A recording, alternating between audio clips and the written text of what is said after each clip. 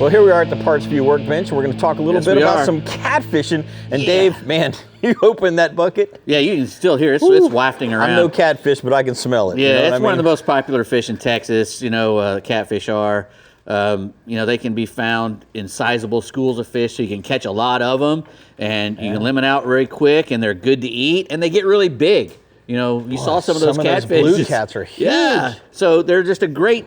You know, and anybody can catch them, you know, with bass gear. So, you know, you can catch go out there and catch a 50-pound fish. You know, it's amazing. And by the way, you can eat that joker when you're done. Now, channels and blue cats are the main species. You can keep up to 25 of any mixture of those two, but 10 of them can't be more than 20 inches. So if you catch one, you know, then we're trying to keep the big ones. So they want to keep the trophies correct back in there so they can reproduce. Exactly. And then the flatheads, you can keep 5, and the minimum size for a flathead is 18 inches, and that's the only minimums that are involved with catfishing. Gotcha. Now, there's a lot of different rigs to use. One of the most popular ones is like a Santee Cooper rig, which is it's a catfish rig with a float on it. And what that does, a lot of blue cats and flatheads, they like to eat live baits and stuff that's up off the bottom. So this is a good rig when you're targeting those big trophy blue cats. Obviously, you go up or down in size of your monofilament depending on the size fish you're chasing.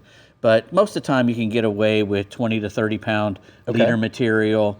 This little section here would probably be about twice as long, and this float would be closer to the hook, or about the same size away keep from the bait up out. Yeah, just to keep the bait up off the bottom. But just make it longer so that it'd be out here and keep it away from the rest of the rig. Yeah, I'm just showing that so it's easier to show. Yeah. And we want to use, just enough bait to hold the bottom. Okay. You don't want to be fighting the bait or, casting an extra heavy bait when you really don't, really don't need to. Okay. So just go ahead and use the least amount you can get away with to hold the bottom.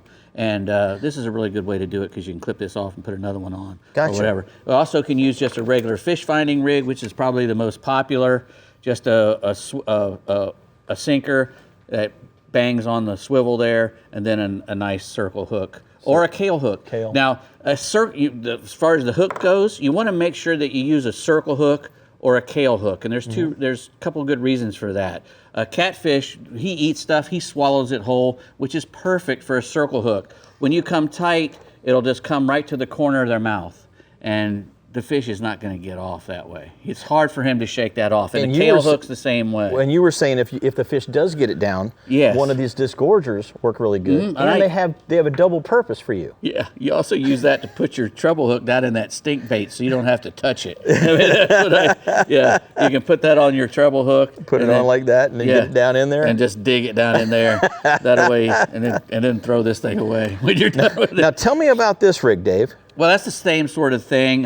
It's this you can put your baits in here. You can fill that with a bunch of nasty stuff, cheese bait or this blood bait, stuff like that, and it'll work. But when you're out there trying to catch these flatheads and the blue cats, like these fellows are saying, they like live bait. A live shad, a little live shad, is probably your best bait for the flatheads and the blue cats, the trophy blue cats. They're more of a predator. Yes, those blue cats will actually follow and shadow schools of shad all day around the lake. So when you find those shad, that's where you should start fishing for those trophy blue cats. They're going to be close. Because they're going to be close to that. And like they said, a big cut up tilapia or a carp, fresh. We use this stink bait and stuff, but they really like fresh baits as well. The bigger shads and whatnot. They really like that. So depending on the type of bait, you can often you can get the type of fish that you're targeting. Correct. And based on your bait. Yeah, and get you a nice Veritas,